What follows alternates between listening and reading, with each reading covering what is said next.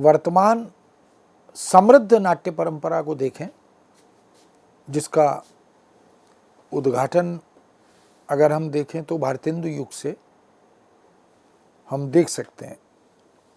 भारतेंदु युग में नाट्य लेखन खड़ी बोली हिंदी में, उसके ब्रजभाषा के साथ हिंदी में, इस तरह के नाट्य लेखन की परंपराएं शुरू हुई, लेकिन सब में राष्ट्र की चिंता दिखाई देती है। भारत दुर्दशा हम देख लें, अंधेर नगरी हम देख लें, या अन्य नाटक जो भारतेंदु ने मौलिक रूप से लिखे, कुछ के अनुवाद किए, नील देवी देख लें, इस तरह के तो भारतेंदु युग के अनेक रचनाकार नाटक लिखते रहे। उनमें भी लोक नाट्य शैली कहीं ना कहीं प्रभावित करती रही, और भारतेंदु मंडल के रचनाकार, फिर द्विवेदी युग में बहुत से रचनाकार, फिर छायावाद में बहुत से, प्रसाद जी ने तो राष्ट्र को केंद्र में रखकर चंद्रगुप्त, स्कंदगुप्त या अजातशत्रु, ऐसे बहुत से नाटक उन्होंने हमें दिए हैं। और धीरे धीरे हम देख सकते हैं कि बाद के या प्रसाद छायावाद युग के या उसके बाद के भी बहुत से नाटककारों ने राष्ट्र को केंद्र में रखकर नाटक लिखे हैं। लेकिन जब लोक नाट्य परंपरा की चर्चा हम करते हैं तो निश्चित रूप से लोक नाट्य की रंगशाला का संबंध जन साधारण से रहा है। वो बहुत विधिवत तैयार किए गए रंगमंच से, औपचारिक रंगमंच से नहीं रहा। उन्होंने जन साधारण के जीवन के निकट रहते हुए उसी की अभिव्यक्ति लोक नाटक के माध्यम से करने का प्रयत्न किया। इसलिए वो जो रंगशाला बनती थी वो कहीं भी, किसी भी आश्रम में, किसी भी शिक्षा स्थल पर, किसी भी खुले स्थान पर ऐसी रंगशालाएं बन जाती थीं। परंपराशील नाट्य शैली के स्तर पर परंपरागत होने के बावजूद कथ्य के धरातल पर युगीन विशिष्टताओं को समाहित करते चलते थे। जो युग की समस्याएं हैं, जो समय सापेक्ष चुनौतियां हैं, मुद्दे हैं, ये रामलीला, कृष्ण लीला तो एक सतत लीला के रूप में या अभिनय के एक तत्व के रूप में हमें दिखाई देता रहा है। लेकिन यदि कोई बीमारी आ गई, यदि कोई सामाजिक गंभीर मुद्दा आ गया, उन सब को लेकर भी, महंगाई आ गई, इन सब को लेकर भी लोक नाट्य से जुड़े हुए जो कलाकार थे, जो जन सामान्य के बीच से ही आए थे या आते रहे हैं, आज भी हम इस परंपरा को जीवंत देख पाते हैं। बहुत सी जो नुक्कड़ नाटक हैं, नौटंकियां हैं, बहुत सी ऐसी संस्थाएं हैं, कंपनियां हैं।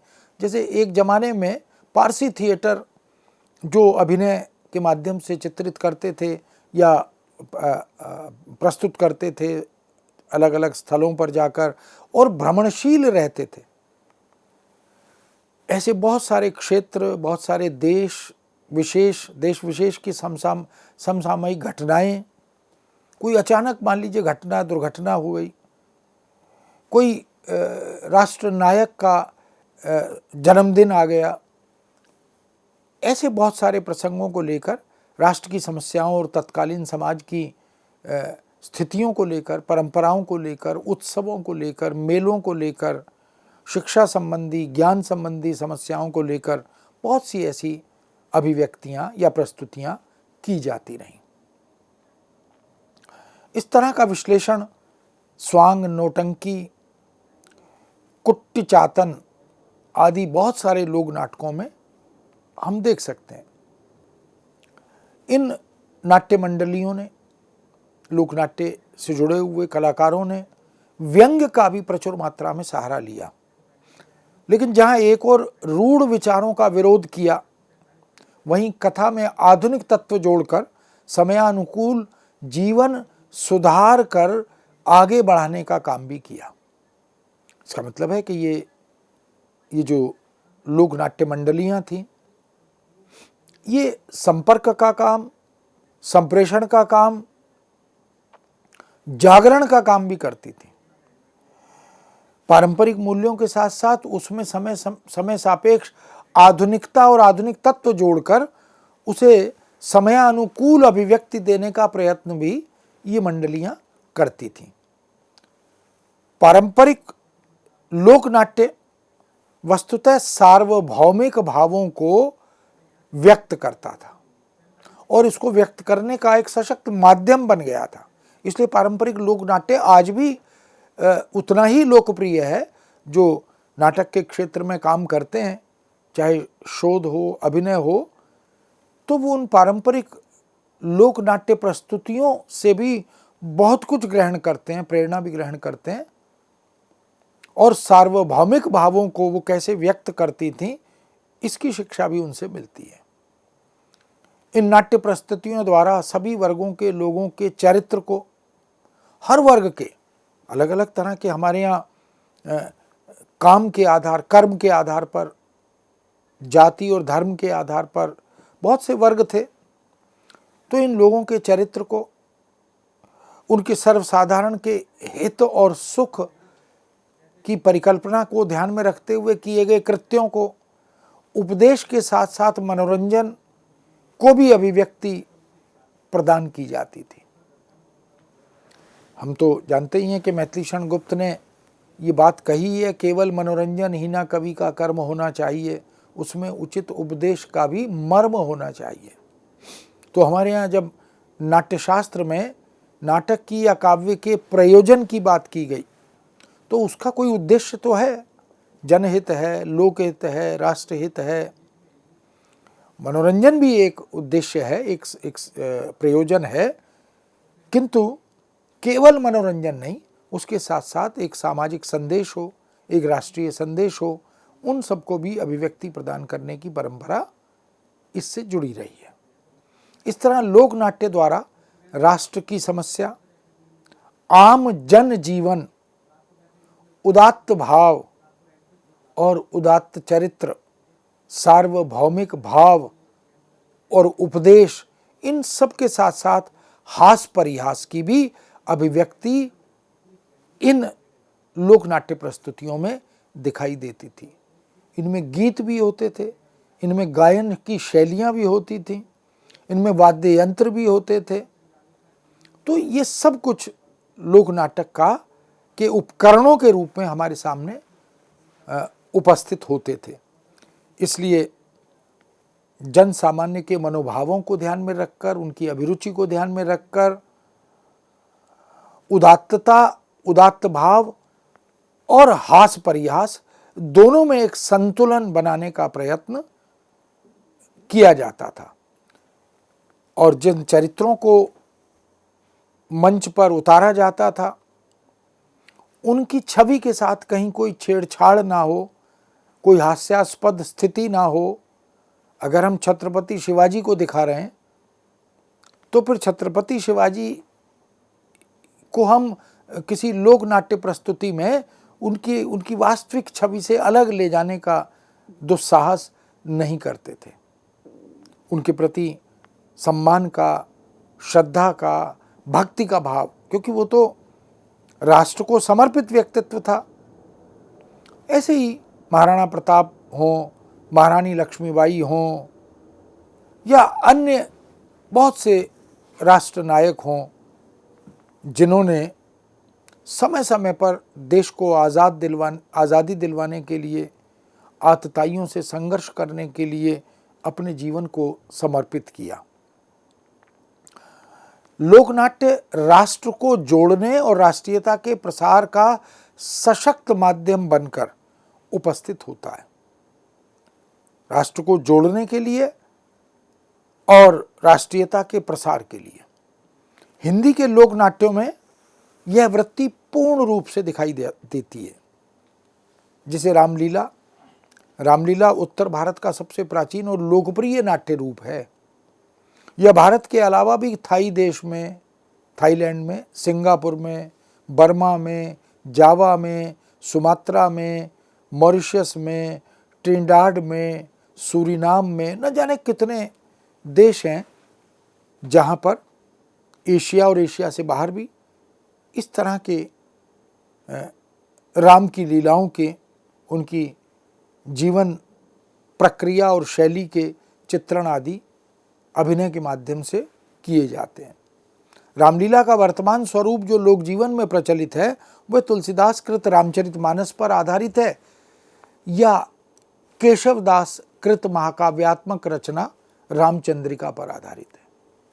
रामलीला का प्रदर्शन सितंबर अक्टूबर के महीने में 15 दिन से लेकर 1 महीने तक नगरों में, गांवों में, कस्बों में, महानगरों में विधिवत किया जाता है। रामलीला का अर्थ है विष्णु के अवतार राम के जीवन की विभिन्न घटनाओं का नाटकीय शैली में प्रस्तुतिकरण। हम देख सकते हैं कि राम को वनवास हुआ, राम ने रावण का वध किया, रावण ने सीता का हरण किया, राम और उनकी सेना ने समुद्र पर पुल बनाया, परशुराम संवाद, अंगद रावण संवाद, ऐसे बहुत सारे संवादों को देखें तो रामलीला अपने इस मंचन के कारण ही, और यहाँ तक कि रामलीलाओं को लेकर तो बहुत सी पिक्चरें बनी, सिनेमा ने बहुत महत्वपूर्ण योगदान किया, बहुत से टेलीविज़न के लिए धारावाहिक बने, रेडियो के लिए धारावाहिक बने। तो रामलीला में भगवान राम के जन्म से लेकर रावण के वध तक या उसके बाद की अवधि को भी, अयोध्या में राज्याभिषेक तक बहुत सारी घटनाओं को लेकर नाटकीय प्रस्तुतियों से समय समय पर, स्थान स्थान पर प्रस्तुत किया जाता रहा। रामलीला की परंपरा अत्यंत प्राचीन है। इसके मंचन, इसके स्वरूप में विशिष्ट परिस्थितियों और व्यक्तियों के प्रभाव स्वरूप, उसके बाह्य रूप और शिल्पगत कौशल, इन दोनों में समय समय पर जैसे जैसे हम आगे बढ़ते गए, समय बदलता गया, विचार बदलते गए, उपकरण बदलते गए, सुख सुविधाएं आती गईं, दृष्टि में अंतर आता गया, तो शिल्पगत कौशलों में भी परिवर्तन हुआ। हमने रामलीला के मंचन को भी आधुनिक उपकरणों से सुसज्जित किया, मंच को, रंगमंच को आधुनिक बना दिया। उसमें जो रोशनी के या विद्युत के प्रभाव हैं उनको जोड़ा, जो संगीत आदि के उपकरण हैं उनको भी जोड़ा। ऐसे तमाम तरह के नवीनीकरण के प्रयास किए जाते रहे। हिंदी भाषी प्रांतों में रामलीला का जो स्वरूप प्रचलित है उसका उपजीव्य तुलसीकृत रामचरितमानस ही है। राम के संपूर्ण जीवन की धार्मिक और समसामयिक व्याख्या करते हुए रामलीला का आयोजन भव्य रूप में हम अखिल भारतीय स्तर पर और विश्व के अनेक देशों में देख सकते हैं। आज भी बहुत से देश भारत से बाहर रामलीला का प्रदर्शन करते हैं, अभिनय करते हैं, उसकी तैयारी करते हैं। वहाँ विधिवत प्रशिक्षित कलाकार भी और लोक से जो लोग अभिरुचि रखते हैं उनको भी जोड़कर ऐसी रामलीलाएं की जाती रही हैं और अभी भी की जा रही हैं। रामलीला के मूल में राम के मर्यादा पुरुषोत्तम रूप की व्याख्या है। हम बताना चाहते हैं विश्व को, भारतवासियों को, कि व्यक्ति को मर्यादा पुरुषोत्तम राम से शिक्षा लेनी चाहिए। त्याग में उनसे बड़ा कोई प्रतिमान नहीं है। इस तरह हम देख सकते हैं कि राम के चरित्र से हम क्या क्या सीख सकते हैं, उन सब को हम रामलीला के माध्यम से प्रस्तुत करते हैं। यही कारण है कि स्वयं डॉक्टर राम मनोहर लोहिया ने राम के मर्यादित, उन्मुक्त और असीमित व्यक्तित्व को लक्ष्य करके रामलीला को समाज संस्कार और चेतना के लिए अनिवार्य बताया था। ये जो रामलीलाएं होती हैं, राम कथा पर आधारित होती हैं, इनसे समाज संस्कारित होता है, विकृतियां निकलती हैं, विद्रूपताएं धुल जाती हैं और चित्त बिल्कुल एकदम उज्जवल हो जाता है। और मानवीय जो सामाजिक चेतना है उसके लिए इसकी अनिवार्यता पर भी बल दिया। चित्रकूट में तो रामलीला का भव्य आयोजन आज भी होता है। शिमला में, चित्रकूट में, दक्षिण भारत में, मैसूर में बहुत स्थलों पर रामलीला उल्लेखनीय बनी हुई है। तुलसी ने राम के रक्षक रूप को अधिक उभारा और इसी रक्षक रूप से प्रेरित होकर सभी जन राम की शरण में स्वयं को सुरक्षित अनुभव करने लगे। ये भाव, सात्विक भाव पूरे देश में और पूरी दुनिया में इन्हीं रामलीलाओं के माध्यम से संचरित हुआ। हम जानते हैं कि जो दृश्य माध्यम है उनका प्रभाव श्रव्य और पठ्य माध्यमों की तुलना में ज़्यादा होता है। इसलिए चाहे धारावाहिक हो, चाहे सिनेमा हो या औपचारिक अनौपचारिक रंगमंच पर किए गए प्रदर्शन हो, उन सब ने एक दर्शक वर्ग तैयार किया है, एक प्रशंसक वर्ग तैयार किया है। डॉक्टर लोहिया ने तो यहाँ तक माना कि जब चारों तरफ से अकेले हमले हो रहे हों तो बचाना, थमाना या टेका देना शायद ही तुलसी से बढ़कर कोई कर सकता है। वास्तव में हमने विगत वर्षों में कोरोना काल में भी देखा कि रामचरितमानस का अखंड पाठ, सुंदरकांड के पाठ, ये सब चलते रहे और इन सबको अभिनीत रूप में, अभिनय में के साथ जोड़कर प्रस्तुत करने की परंपरा भी दिखाई देती रही। तुलसी द्वारा प्रतिपादित राम के मर्यादा रूप को डॉक्टर लोहिया रामलीला के आयोजन का केंद्रीय भाव मानते हैं। डॉक्टर राम मनोहर लोहिया ने तो यहाँ तक कहा कि जो तुलसीदास ने प्रतिपादित किया राम का मर्यादा पुरुषोत्तम राम का रूप, वही वास्तव में रामलीलाओं के आयोजन की मूल प्रेरणा भी है, मूल भाव भी है। एक अन्यत्र स्थल पर वो यह भी कहते हैं कि राम की सबसे बड़ी महिमा उनके उस नाम से मालूम होती है जिसमें कि उन्हें मर्यादा पुरुषोत्तम कहकर पुकारा जाता है। जो मन में आया सो नहीं कर सकते, राम की ताकत बंधी हुई है, उसका दायरा खिंचा हुआ है। राम की ताकत पर कुछ नीति या शास्त्र की, धर्म की, व्यवहार शास्त्र की, सदाचरण की, ये और आज की दुनिया के एक शब्द में ढूंढें तो विधान की, ये मर्यादा राम के चरित्र में, राम के आचरण में हमें दिखाई देती है। राम अनुशासन प्रिय व्यक्ति हैं और व्यक्ति जो लोक से ऊपर हैं, इसलिए लोकोत्तर हैं, इसलिए उन्हें मर्यादा पुरुषोत्तम, पुरुषों में भी श्रेष्ठ उत्तम पुरुष के रूप में देखा जाता है।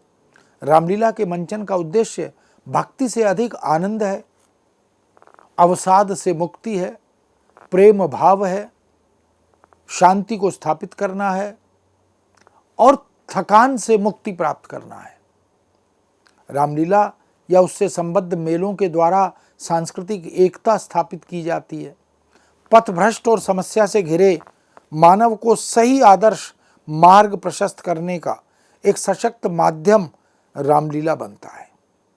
यानी जो लोग पथभ्रष्ट हो जाते हैं, अपने दायित्व से विमुख हो जाते हैं, अवांछित समस्याओं से घिर जाते हैं, प्राकृतिक आपदाओं से त्रस्त हो जाते हैं, उन सबको विकट स्थिति में क्या आचरण करना है, क्या व्यवहार करना है, किस आदर्श मार्ग का अनुसरण करें, इन सब की प्रेरणा, इन सब की शिक्षा भी हमें रामलीलाओं से, राम कथा आधारित प्रस्तुतियों से ही मिलती है। चाहे वो सिनेमा हो, धारावाहिक हो या लोक नाट्य शैलियों में प्रस्तुत की गई अभिव्यक्तियां हों, उन सब में रामलीला के विविध दृश्यों द्वारा सामाजिक एकता के सूत्र भी मिलते हैं।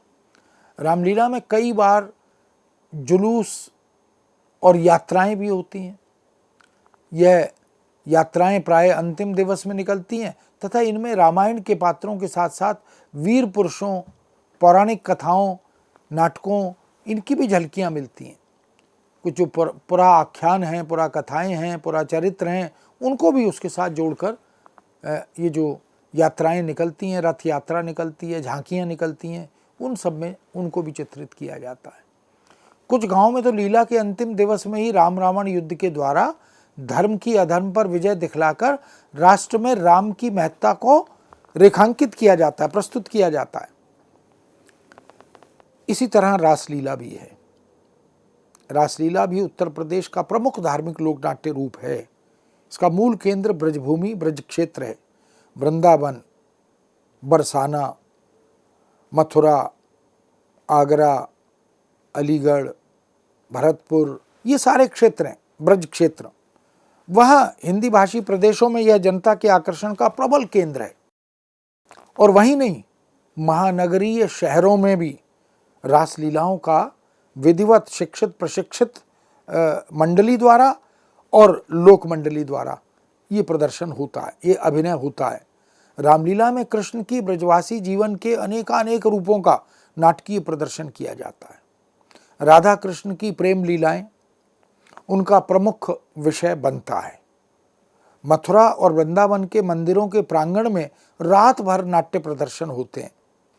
रासलीला मंच को समृद्ध बनाने में महाप्रभु वल्लभाचार्य और निम्बार्क संप्रदाय के अनुयायियों ने भरपूर योगदान किया है। रासलीला या तो मंदिरों के प्रांगण में होती है या फिर खुले स्थानों पर। वात्सल्य, श्रृंगार, इन रसों में डूबे हुए रासलीला के प्रेक्षक वर्ग को समय समय पर मनसुखा नामक पात्र हास्य विनोद का आनंद भी प्रदान करता है, क्योंकि ये भी एक परंपरा रही है। जब हम लीला का चित्रण प्रदर्शन कर रहे हैं तो वहाँ कोई हास्य कलाकार भी रहता है जो दर्शकों को हंसाता है, उनको आनंदित करता है। रासलीला एक विशिष्ट लोक नाट्य रूप है जिसमें कृष्ण कथा को अभिव्यक्ति दी जाती है। रासलीला में कृष्ण की श्रृंगार लीला, बाल चरित्र, मथुरागमन, इन सब का वर्णन, द्वारिका चरित्र, राजा रूप में वीरता का चरित्र, राजनीतिक रूप में, दार्शनिक रूप में, इन सब रूपों में विविध दृश्यों और अंकों के द्वारा कृष्ण को चित्रित करने का एक सिलसिला, एक परंपरा हमें मिलता है।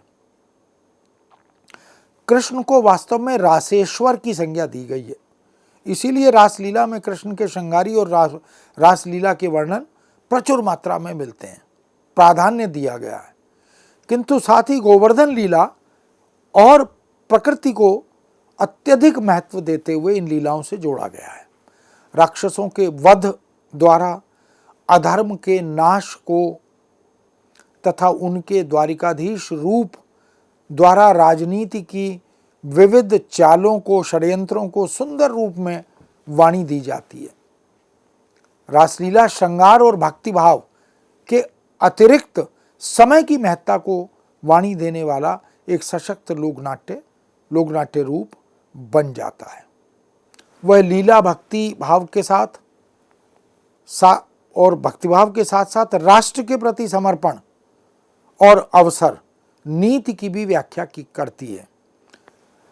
इसलिए कृष्ण द्वारा दिया गया गीता का उपदेश भक्तिभाव के साथ साथ कर्मठता को भी आवश्यक बनाता है, रेखांकित करता है, और एक शिक्षा, एक ज्ञान वो इसके माध्यम से देता है। यह भी संदेश देता है कि कर्मठ बनने से ही हम समाज, देश, समुदाय, परिवार, जाति, राष्ट्र, इन सब की प्रगति का आधार बन सकते हैं। और गीता तो कहती है कर्मण्येवाधिकारस्ते मा फलेषु कदाचन, लेकिन कर्म का दर्शन गीता ने सिखाया कि मनुष्य के हाथ में कर्म है और उसे अपना कर्म हर अवस्था में, हर आयु में, हर स्थिति में करना चाहिए। निराश नहीं होना, हताश नहीं होना। फल हर कर्म का सुनिश्चित है, लेकिन कब मिलेगा, कैसे मिलेगा, कितना मिलेगा, ये फल देने वाला ही जानता है। हमारे हाथ में कर्म है, हम कर्म करते चलें, और फल जो है वो एक शक्ति है जो हमें देती है। इसलिए रासलीला को ब्रह्मानंद के समान कहा गया, माना गया। इस लीला के 5 प्रयोजन बताए गए रासलीला आयोजित करने का, कि जिन व्यक्तियों का मन चंचल है, जो सदैव सांसारिकता में निमग्न या डूबे रहते हैं, तथा जिनकी वृत्ति दूषित हो जाती है, वे आत्मा परमात्मा का मिलन करवाने वाले रास का दर्शन करें। ये रास कोई लोकप्रिय सस्ता मनोरंजन नहीं है।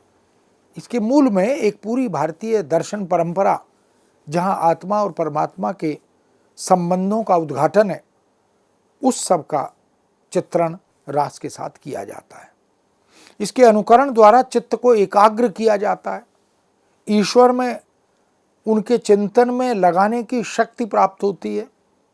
ईश्वर चिंतन में मन लगाने से चित्त भटकता नहीं है, निष्पाप हो जाता है, निर्दोष हो जाता है और दूषित नहीं रहता। दूसरा उद्देश्य है कि सदियों से प्रताड़ित स्त्रियां और शूद्रों को रासलीला दर्शन द्वारा वेद वर्णित पुरुषार्थ यानी चतुष्ट की प्राप्ति होती है। ये जो चतुष्ट है ये धर्म अर्थ काम मोक्ष है। तीसरा लक्ष्य है कि जो लोग योग साधना द्वारा ईश्वर प्राप्त करना चाहते हैं वो भी रासलीला के दर्शन ध्यान द्वारा ईश्वर प्राप्ति का आनंद ले सकते हैं। चौथा प्रयोजन है कि तामसी बुद्धि वाले, तामसिक वृत्ति वाले दिशाहीन व्यक्ति रासलीला का दर्शन करें तो उन्हें सुदिशा सन्मार्ग पर चलने की प्रेरणा मिलती है। पांचवा और अंतिम प्रयोजन है कि रासलीला में अभिनय करने वाले रंग प्रदर्शन कर आजीविका प्राप्त कर सकें। इस तरह रासलीला आजीविका प्रदान करने के साथ साथ सात्विक बुद्धि तत्व से जोड़ती है, प्रताड़ितों को आश्रय देती है, चित्त को एकाग्र करने में सशक्त अपनी भूमिका निभाती है और इसके विकास और प्रचार प्रसार से राष्ट्र को सुमति मिलती है, सुगति मिलती है और एकता की भावना प्रबल हो जाती है। मित्रों, इस विषय को यहाँ विराम देते हैं, पुनः आपके समक्ष उपस्थित होंगे। आज्ञा दीजिए। नमस्कार।